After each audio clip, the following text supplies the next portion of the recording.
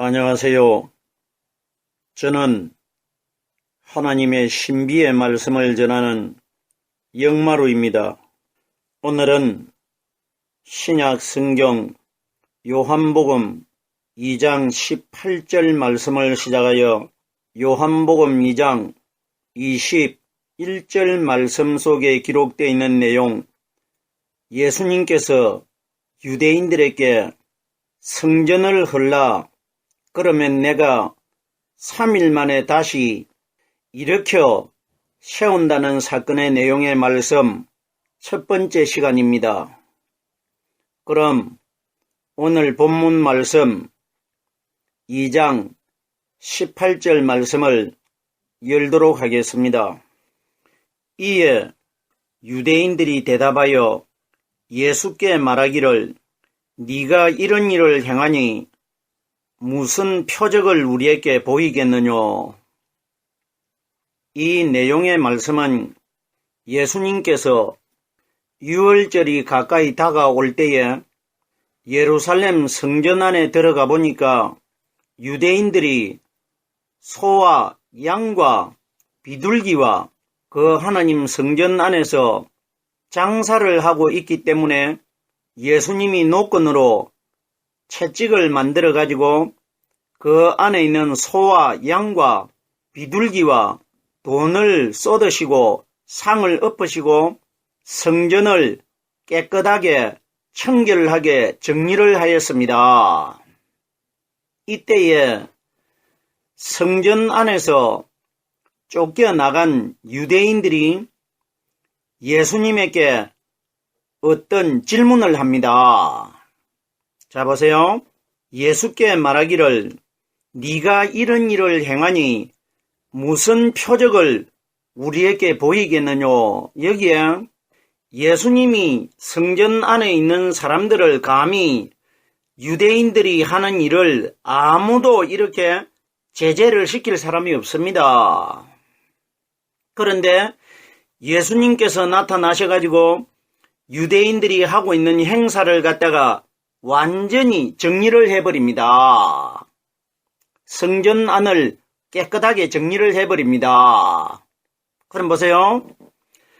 감히 네가 사람으로서 우리들이 하고 있는 일을 이렇게 제재를 하는데 어떤 이유에서 어떤 특별한 사람이기에 이런 짓을 하느냐. 그러면 우리에게 어떤 뚜렷한 표적을 한 가지 보여보라고 합니다. 지금까지 구약 수천 년 동안 성전 안에서 이렇게 해왔는데 갑자기 예수라는 사람이 나타나가지고 성전 안에서 장사를 하지 못하게 한단 말입니다. 그러면은 네가 이렇게 할 수 있는 권세를 가졌다면은 우리에게 어떤 권세적인 표적을 한 가지 보여보라 이겁니다. 자, 보세요. 성경에 기록된 내용대로라면 제가 설명한 이 내용이 맞습니다. 그러나 성경에는 어떤 건물적인 성전이 기록되어 있는 것 아닙니다. 여기에 건물적인 성전 속에서 일어난 이 사건은 우리 예수님과 오늘날 이 땅에서 하나님을 믿는 신앙인들과의 관계를 미리 하나님이 기록해 두신 것입니다. 즉 말해서 오늘날 이 땅에서 예수 그리스도를 믿는 신앙인들과 오순절날 이 땅에 임하신 성령님과의 관계를 미리 하나님이 이 사건을 통해서 우리들에게 보여주신 것입니다. 성경 전체에 모든 신구약 성경 내용은 다 예수 그리스도가 기준돼 가지고 기록되어 있습니다. 자, 보세요. 유대인들이 자기들이 이런 말을 하고 싶어서 하는 것이 아니라 하나님이 우리들에게 이렇게 말씀하고 있는 겁니다. 성경에 유대인들이 예수님과 주고받은 대화 내용은 다 하나님이 이렇게 꾸미신 것입니다. 우리들이 결단코 예수님에게 지금 유대인들이 질문하고 있는 것, 이것 유대인들이 자기들 마음대로 예수님에게 질문한 것이다. 이런 원리 아닙니다. 자, 보세요. 만약에 이것이 사람인 유대인들이 자기 마음대로 예수님에게 이렇게 질문을 하면은 성경에 기록되어 있는 이 말씀이 하나님의 말씀이 될 수가 없습니다. 우리는 성경에 기록되어 있는 신구약 성경 말씀을 하나님 말씀이라고 표현하지 않습니까? 그럼 만약에 여기에 유대인들이 예수님에게 지금 질문하고 있는 내용이 유대인들이 정말 직접 자기들의 임의대로 말을 한 것이라면은 성경에 기록되어 있는 이 말씀이 하나님 말씀이 될 수가 없습니다. 왜? 사람의 말이 기록되어 있기 때문에. 그럼 우리가 이 원리를 깨달아 버리면은 성경에 어떤 사람들이 나타나가지고 예수님과 대화를 나눈 사건은 다 사람의 말이 아니고 하나님의 말씀이기 때문에 성경을 하나님 말씀이라고 하는 겁니다. 성경에 보면은 악한 사람들이 많이 등장하고 그리고 신약시대는 사단도 등장을 합니다. 그럼 그 악한 사람들이나 사단이 한 말도 하나님의 말씀이냐? 하나님의 말씀입니다. 하나님이 악한 사람이나 사단을 하나님의 도구로 사용하신 것입니다. 이렇게 돼야 성경이 하나님 말씀이 되는 것이지, 만약에 그러면 예수님을 시험할 때에 사단이 말한 것은 그러면 사단의 말이 성경에 함께 기록되어 있다는 뜻 아닙니까? 자, 보세요. 사단, 마귀와 하나님은 결단코 하나로 혼합이 될 수가 없습니다. 원수지간이기 때문에. 그럼 보세요. 이 거룩한 진리의 성경 말씀에 사단의 말이 왜 기록되겠습니까? 그러면은 우리가 성경을 가리킬 때 어떻게 말해야 되느냐? 사단의 말이 기록되어 있기 때문에 하나님의 말씀과 사단의 말이 연합되어 기록되어 있다. 이렇게 되어야 됩니다. 이러기 때문에 성경을 하나님 말씀이라고 우리가 말하는 것은 성경 속에 기록되어 있는 말씀은 다 하나님의 말씀입니다. 자, 그러면은 여기에 유대인들이 예수님에게 네가 이런 일을 행하니 하는데, 유대인들이 예수님에게 이런 일이라고 한 이 내용이 뭐냐? 예수님이 고통받고 부활하실 내용입니다. 예루살렘 성전 안에서 일어난 이 사건은 예수님이 장차 3년 반 이후에 걸어가실 길을 미리 보여준 것입니다. 지난 시간들을 통해 가지고 이미 설명을 드린 바가 있습니다. 성전 안에서 채찍에 맞고 쫓겨나가는 소와 양들은 율법의 마리아 몸속에서 태어나신 예수님 자신을 보여준 사건이라는 것은 이미 지난 시간들을 통해 가지고 깨달은 바가 있지 않습니까?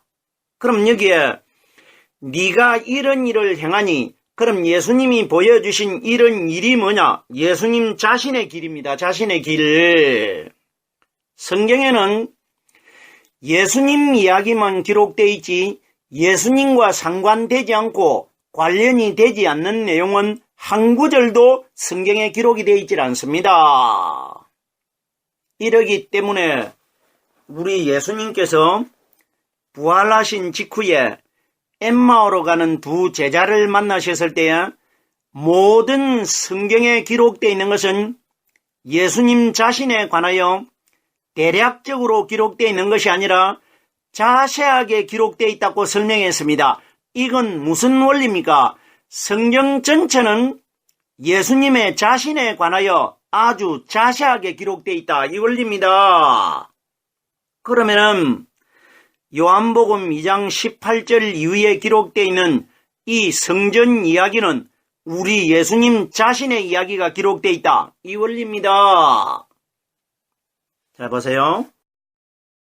네가 이런 일을 행하니 하는데 성경이 가리키는 이런 일이 뭐냐?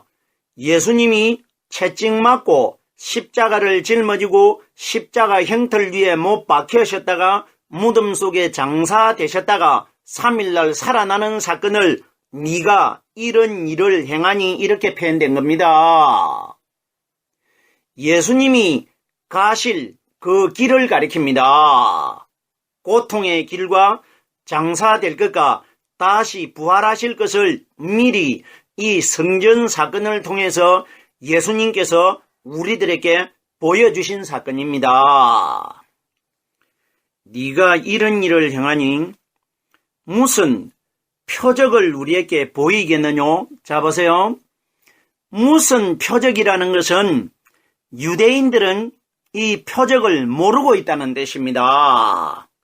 무슨 표적이라는 것은 표적이 무엇인지 모르고 있다 이 원리입니다. 왜 모르느냐? 성경이 가리키는 표적이 뭐냐? 오순절날 이 땅에 임하실 성령께서 우리 마음속에서 가르쳐 주시고 깨닫게 해주시는 이 말씀을 결론적으로 표적이라고 합니다. 부활하실 그리스도가 표적입니다. 자 보세요. 우리가 잘 알고 있는 가나 혼인집 사건에 보면은 예수님께서 사흘째 되는 날 혼인집에서 물이 변하여 포도주가 된 사건이 첫 표적이라고 기록이 되어 있습니다. 물이 변하여 포도주가 되는 첫 표적이 뭐냐? 예수님이 무덤 속에서 율법의 마리아 몸속에서 태어난 율법의 예수님이 변해가지고 영적인 신령한 하나님의 몸으로 거듭날 것이라 이걸 첫 표적이라고 한 겁니다. 그러면은 물이 변하여 포도주가 됐다는 것은 율법의 예수가 죽었다가 변화를 받아가지고 복음으로 거듭날 것이라 이 원리입니다. 그럼 여기에 표적이 뭐냐? 무덤 속에서 성령 세례를 받고 부활하실 그리스도를 표적이라고 합니다. 자 보세요. 출애굽기 12장 13절 말씀에 보면은 하나님께서 내가 애굽을 두루 다니면서 칠 때에 너희 집에 문인방과 문설주에 피가 발린 집은 내가 재앙을 내리지 않는다, 치지 않는다 이 원리입니다. 이 내용이 뭐냐? 애굽은 세상이고 하나님은 심판주입니다. 마지막 심판날 심판을 하실 때에 집이 뭐냐? 사람의 마음을 집이라고 합니다. 우리 마음속에 피는 말씀을 가리킵니다. 성령으로 깨달은 말씀이 들어있는 사람은 이 말씀이 표적이 돼가지고 마지막 날 재앙을 당하지 않을 것이라, 지옥으로 들어가지 않을 것이라 이걸 우리에게 가리킨 것입니다. 그럼 성경이 가리키는 무슨 표적이 뭐냐? 오순절날 이 땅에 임하실 성령께서 우리 마음속에서 가르쳐 주시고 깨닫게 해주시는 이 말씀이 마지막 심판날 우리 신앙인들에게 내가 영원한 생명을 얻을 수 있는 표적이 될 것이라 이 원리입니다. 그럼 여기에 표적이 뭐냐? 예수님 부활 사건입니다. 표적을 우리에게 보이겠느냐? 우리에게 보인다는 것은 오순절 성령이 이 땅에 오셔가지고 온 인류 전체에게 말씀으로 사람의 마음속에 들어오셔가지고 우리에게 말씀을 가르쳐 주시고 깨닫게 해주시고 있습니다. 이것이 표적을 우리에게 보여주고 있는 겁니다. 자 보세요. 성경이 이런 내용의 원리가 성경에 기록되어 있겠습니까? 그럼 여기에 유대인들이 아무 뜻도 모르고 우리에게 표적을 보이라 어떤 거 기록되어 있겠습니까? 이때 2000여 년 전에 그 시대에 사람들은 다 죽고 없고 예수님도 부활 승천하셔가지고 하늘나라로 가셔버리고 이 세상에 아무 증거의 흔적이 남아있질 않습니다. 그럼 여기에 표적을 우리에게 보이라는 것은 정확하게 오늘날 우리 시대에 이 세상에 역사하시는 성령의 말씀이 바로 표적이 정확하다는 것입니다. 표적을 우리에게 보이겠느뇨? 자 보세요. 바로 지금 보여라는 것이 아니고 보이겠느뇨 하는 것은 미래를 가리킵니다. 미래. 이것이 뭐냐? 이 성전 안에서 보여주신 이 사건이 3년 반 이후에 예수님께서 예루살렘 무덤 바위 굴 속에서 이런 일이 일어나는데 그것이 표적이 될 것이라 이겁니다. 성경이 가리키는 첫 표적은 사람이신 예수님이 무덤 속에 장사되셨다가 3일날 영적인 하나님의 몸으로 거듭 살아나는 사건이 인류 최초의 첫 표적입니다. 영적으로 부활하신 그리스도를 표적이라고 합니다. 그럼 마지막 심판날 우리 사람의 마음속에 영적으로 깨달아진 오순절날 이 땅에 임하신 성령, 무덤 속에서 첫 표적으로 부활하신 성령의 말씀이 마지막 날 나에게 예수님에게 영원한 나라로 들어갈 수 있도록 선택되는 표적이 될 것이라 이 원리인 것입니다. 계속해서 요한복음 2장 19절 말씀입니다. 예수께서 대답하여 가라사대 너희가 이 성전을 헐라 내가 사흘 동안에 일으키리라. 유대인들이 예수님에게 질문한 내용도 하나님이 이렇게 질문하게 하신 것이고 예수께서 대답하여 가라사대 예수님은 바로 하나님이십니다.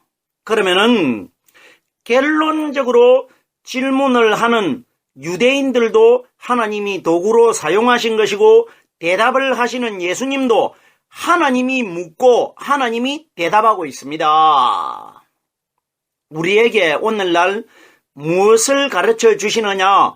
성경 속에 기록되어 있는 이 사건 내용을 통해 가지고 부활하신 그리스도를 우리에게 가르쳐 주고 있는 겁니다. 율법의 예수가 죽었다가 복음의 그리스도로 이렇게 살아나는 과정을 우리에게 미리 보여주는 사건입니다. 하나님께서 성경 전체에 기록되어 있는 내용들은 다 이 원리로 기록되어 있는 겁니다. 예수님이 기준돼 가지고 다 기록되어 있는 겁니다. 그럼 보세요. 우리들이 오늘날 어떤 말을 합니까? 예수를 믿어야 구원받는다. 결론은 정확하게 맞습니다. 그럼 보세요.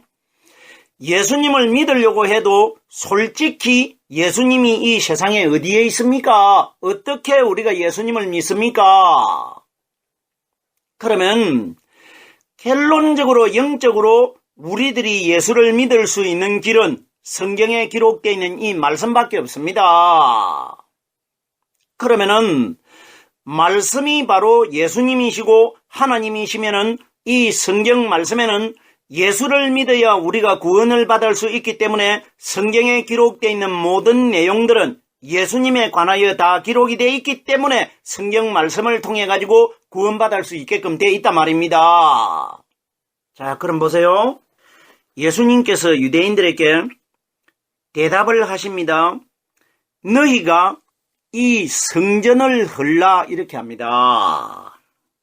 헤롯이 지어놓은 성전을 헐라 이 말씀을 해 주셨는데 오늘날 많은 사람들이 이 사건을 어디에다가 연결을 해가지고 깨닫고 있느냐 하면은 예수님이 이 말씀을 하신 이후에 성천하셔가지고 하늘나라로 가셨는데 대략 70년 이후가 될 때에 로마에서 어떤 장군이 병사를 이끌고 쳐들어와가지고 예루살렘 성전을 갖다가 불을 질러가지고 넘어뜨렸습니다. 헐어버렸습니다.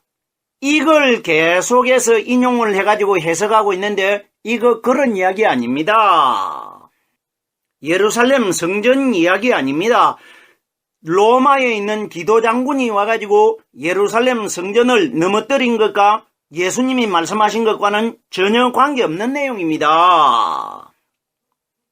사람들이 이거 지어낸 겁니다.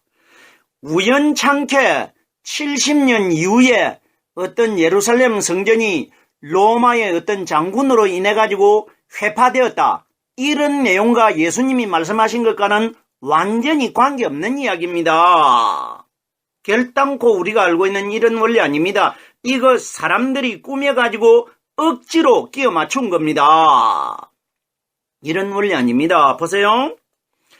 너희가 이 성전을 헐라. 너희는 누구냐? 유대인들과 이방인들을 가리킵니다. 그러면 이 성전을 헐라. 이 성전, 눈앞에 보이는 헤롯이 지은 이 성전을 헐라. 이렇게 말합니다. 자, 그럼 보세요.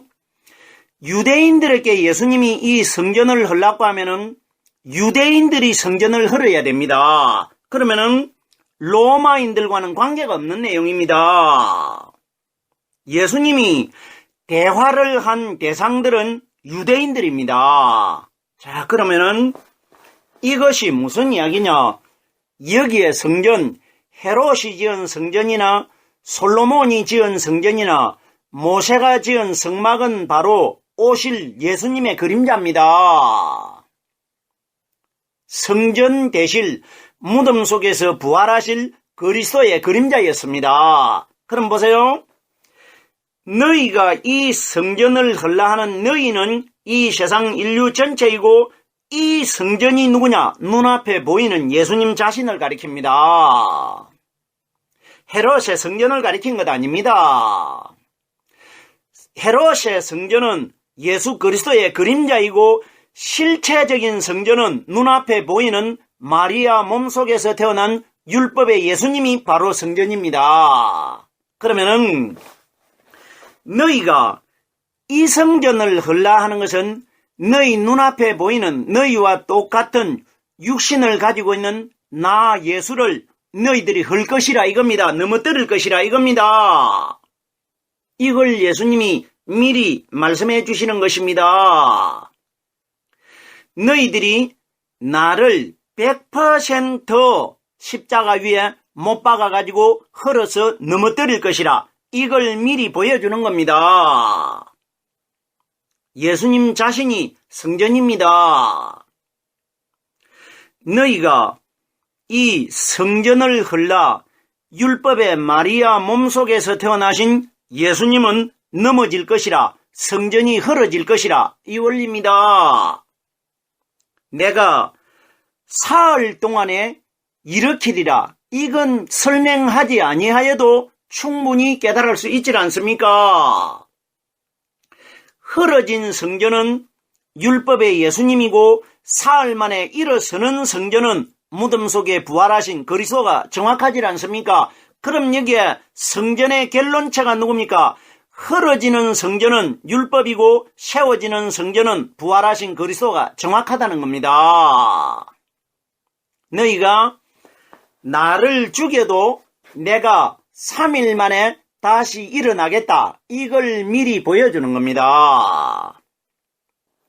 결론적으로 헐어지는 성전은 율법의 마리아 몸속에서 태어난 예수님이시고 사흘 만에 일어나는 성전은 그리스도입니다. 정확하게 예수님이 장사되셨다가 부활하시는 사건입니다. 내가 사흘 동안에 동안이라는 것은 율법의 예수님이 장사되셔가지고 무덤 속에 3일 동안 계시다가 3일 되는 날 새벽에 무덤 속에서 다시 일어나겠다. 이 원리인 것입니다. 내가 사흘 동안에 일으킨다는 것은 다른 사람의 어떤 힘을 빌려가지고 예수님이 부활하신 것이 아니고 예수님 자신이 스스로 일어섰다는 것입니다. 죽어있던 율법의 예수님이 3일날 자기 스스로 살아서 일어났다. 이건 뭐냐?